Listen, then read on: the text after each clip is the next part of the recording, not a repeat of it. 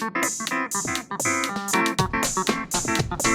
you hate watching Bleach with me? I was okay with the first 2 episodes. It was this third one that really screwed the pooch. Hi, find out why our marriage is failing. I'm the person who's trying too hard, Annie. And I'm the one who's trying to remember everything, Minty. And welcome to FunUntitled, where we solve every podcast with an FU. Did you mean to say solve? That's right, we're solving our marriage. Now, we're going over Bleach 1000-Year Blood War, episode 3. And I don't know why, I got this vibe from Minty. Like, Minty wasn't happy with me for some reason. Like, towards the whole episode or just towards the end? I don't know.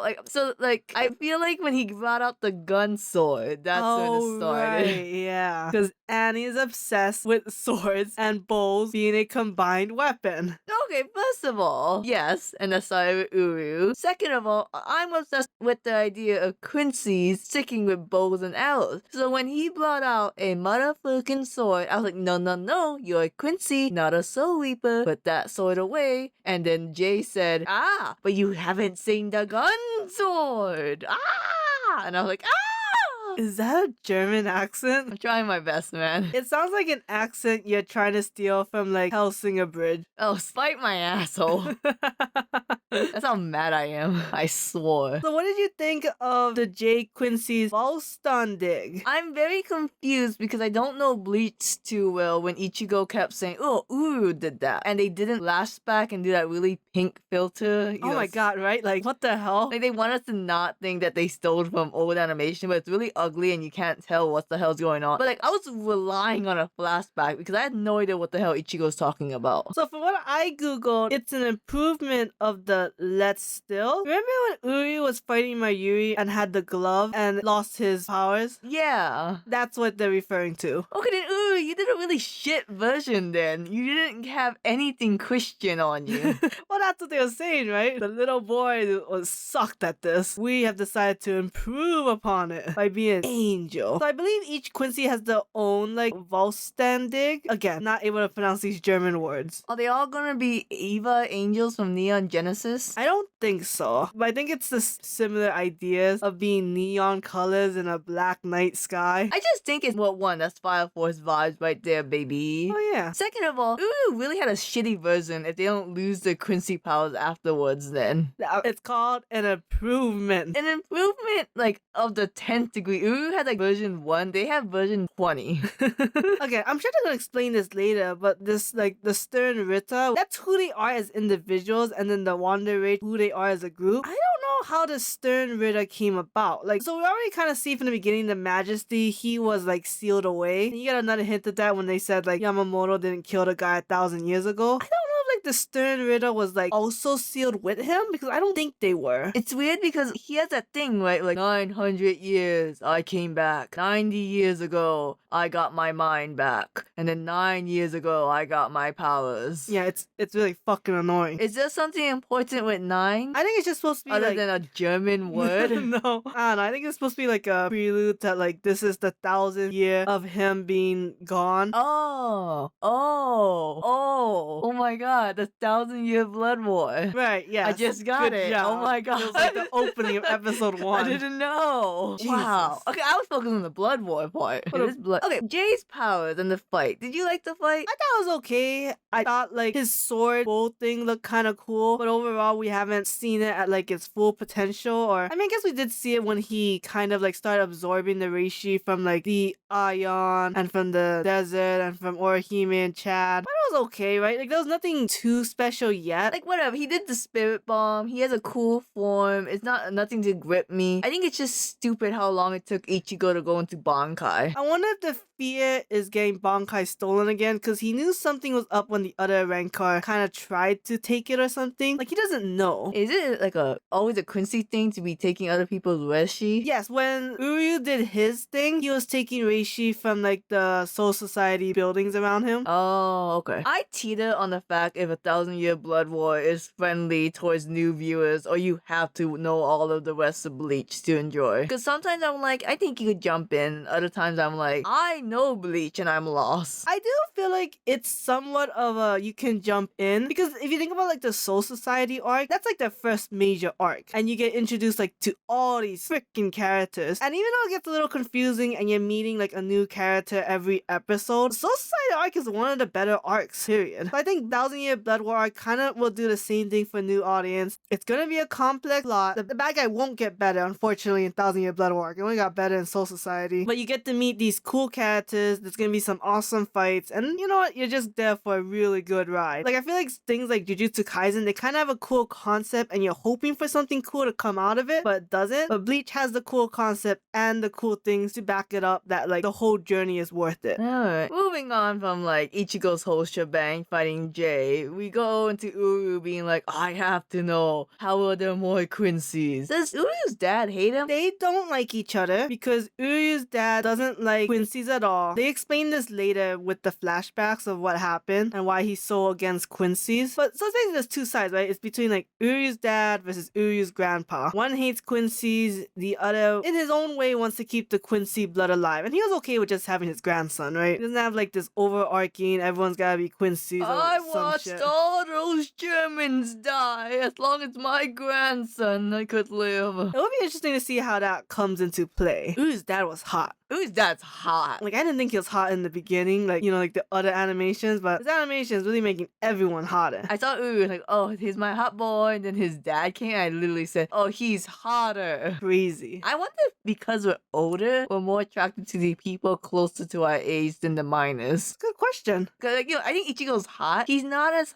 still hot. I still think he's hot. He's one of the hottest anime characters out there. Alright. So then we go to the Soul Society with We're apparently. not gonna talk about Urahara. Oh god.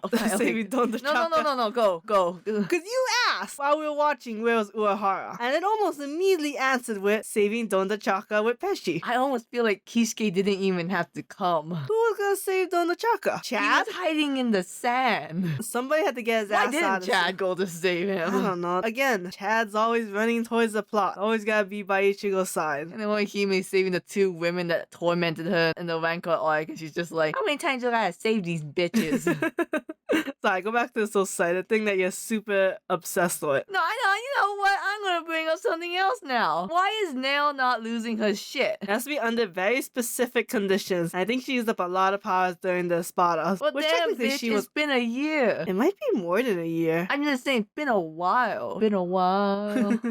Anyway, I feel like that's kind of a mute point. If you don't want these characters come to play, then that's fine. I'm just gonna be like squinting like, what the fuck are you doing? And moving on to the Soul Society, the point I won't shut up about. Apparently the anime is cutting out a lot of like dialogues between side characters because the lieutenants, when their captains were having a meeting, Izuru was like, hey, I think I'm figuring something out. I'm having a thought. But meanwhile in the anime, Yamato's like, Mayuri, did you fucking put your name in the goblet of fire?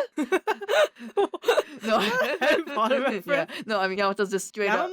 Yamamoto is straight up like, hey Mayuri, are you killing people in the fucking Serete to equal out all the hollows disappearing? And Mayuri was like, why is Mayuri so OP? I think he's the only one, and his department's the only one that like can talk about like what's happening overall, like having a big picture. Because all the other squads, they don't have the technology to know like, oh, a bunch of hollows came, or oh, a whole bunch of souls got destroyed. Also, Mayuri's cool as fuck, even though he's also cruel as fuck too. Yeah, I'm just kind of sad that apparently the side character interactions are being taken out because I feel like the number one thing about Bleach is the characters. That's true, yeah. But you know, I didn't read the manga. I don't know shit. Look, they're putting a lot of budget into these animations. They gotta cut somewhere. And then the Quincy King is like, what? They're fighting Ichigo? Well, I did say I was going to declare war in 5 days, but fuck it. 5 days are up, bitches. In like 5 minutes. And he attacks the Soul Society. And I'm like, how the fuck are the Quincy's this powerful? Do they explain that? I think they do. Steroids? Yeah, and he's steroids. Piece of shit. You're a piece of shit. That's what the bowls are made of. And then the thing, I don't like how bloody 1,000-Year Blood War is, but maybe this is what I was supposed to sign up for. Because my boy, Izuru Kira, gets Nixei in like the first minute he appears. And my heart can't take it. My boy, my favorite character in the Soul Society. What? No, I'm just kidding. Jesus, He's one of Annie. my favorite. Okay, I'm pretty sure Hitsugai is your favorite. he's overrated. I have a list of characters I like and a list of characters who I adopted. So like, I will admit Rukia is a way better written character, but I did not adopt Rukia. I adopted Izukira. Does that make sense? It's so sad. So pathetic. One good fight. Also, you know, a gay relationship with Gin. True. Even though Gin was like hetero on the end. You don't know what happened again, right? He's not here anymore. I'm guessing he died with Tosin and Aizen. Oh, okay. Motherfucker. Again, Annie did not finish the Karakura part of the... I don't know what you call it. I think it's called the Return to Karakura Town. Yo, okay, I want you to understand, we were watching the dub, and Minty and I just could not stand the filler arc where the swords became people. And we just kind of said, we'll come back to Bleach when this filler's over. And then we never did. All Bleach fillers are trash. Garbage. You know, that arc has a really cool concept and it's cool to watch. The plot-wise, it's really boring. Like, I wish there was a lot more fighting, but a lot of times it's like the Soul Reaper fighting the Zanpakuto, and it's like, you don't have your Zanpakuto powers, so how is this interesting? So stupid. Okay, before we go, there's two things where Minty and I was like, what the fuck? The first thing is when Gen Z Aizen came and was like, this is why we call it a war. He did look like Aizen. He looked exactly like Aizen. I thought that was his son for a minute. He's like, this is why they call it a war, because both sides are just. And I'm like, wait a minute, Aizen, back the fuck up with your gray morality. No, it's not. And that both sides are not fucking just. Clearly, the Quincy's was ruining everything, and no matter how many times they tried and be like, can you stop? The Quincy's went 9. Stop that. They did not go 9.